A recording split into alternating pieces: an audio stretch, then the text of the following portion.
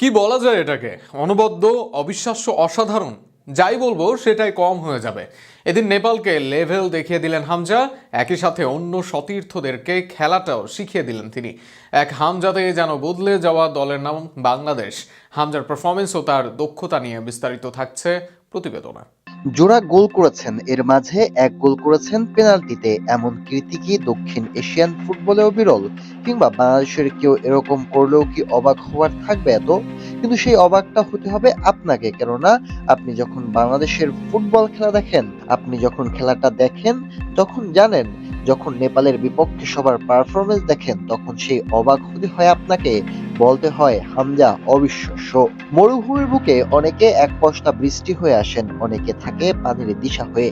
হামজা যেন মরুভূমির বুকে বিশাল জলরাশি। একই সাথে নেপালকেও হামজা বুঝিয়ে দিলেন কোন পর্যায়ের খেলোয়াড় তিনি। সতীর্থদের হামজা বুঝিয়ে দিলেন ফুটবলটা এভাবেই খেলতে হয়। নেপালের বিপক্ষে বাংলাদেশের ভুলে যাওয়ার মতো প্রথমার্ধ, ক্যাবরেরার বাজে কোচিং, সাদের ভুল টেকনিক্যাল ও অন ভি অন ব্যর্থতা, সোহেলের শিশুসুলভ ক্লিয়ারেন্স ও ব্লক মিস যেন আরো একবার পাড়ার ফুটবলের চিত্র বাংলাদেশের জাতীয় দলে।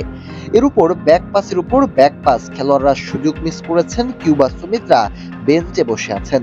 অগত্য হামজাই এগিয়ে এলেন, দেখিয়ে দিলেন তিনি আন্তর্জাতিক সর্বোচ্চ পর্যায়ের খেলোয়াড়। ইংল্যান্ডের বয়সভিত্তিক দল থেকে ইপিএল মাতিয়েছেন বহুদিন। এই হামজাকে দমন করা কঠিন হলেও সেটা দ্বিতীয়ার্ধের শুরুতেই বাংলাদেশ দলকে ম্যাচে ফেরালেন, সেটাও কি অবিশ্বাস্যভাবে। ফাহিমের বাড়ানো ক্রস থেকে বল লক্ষ্যভ্রষ্ট হচ্ছিল, তবে সেখান থেকে আবারও বল পায় বাংলাদেশ। আর সেখানে বাইসাইকেল কিক হামজার ডান দিকে থাকা গোলরক্ষককে পরাস্ত করেনি, শুধু চেয়ে চেয়ে দেখা ছাড়া কিছুই করার ছিল না নেপালের গোলরক্ষকের। যেখানে সবাই মিস করে সহজ সুযোগ, সেখানে হামজা দেখালেন অবিশ্বাস্য কিছুই। গোল পেয়ে আরো উজ্জ্বল বাংলাদেশ। এবার ভুল করে বসল নেপাল। রাকিবের ইন্টারসেপশন গতি কাজে লাগিয়ে আদায় করল বল, সেখান থেকেই রাকিবকে ফেলে দেয় নেপাল দল। পেনাল্টি বাংলাদেশের সমতায় থাকা ম্যাচে যা ছিল বেশ গুরুত্বপূর্ণ।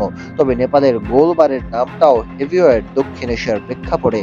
৩৫ বছর বয়সী কেরান খেলেছেন ১০০-এর অধিক ম্যাচ, আইএসএল এর মতো লিগ খেলেছেন। সেই কেরানের সামনে হামজা নিলেন প্যানেকা শট।